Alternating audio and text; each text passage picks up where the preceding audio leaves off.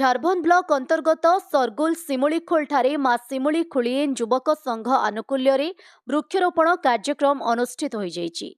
यह हेउछि चतुर्थतम वन महोत्सव जेउथिरे प्राय 300 विभिन्न किसमर वृक्षरोपण करा जायथिला।